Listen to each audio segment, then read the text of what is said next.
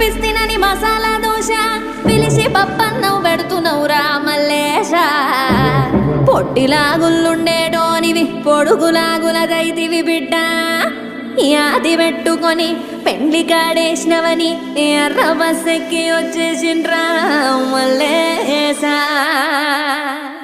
మీ expression నచ్చింది. అదిగో మంగ్లీ పాప వచ్చింది.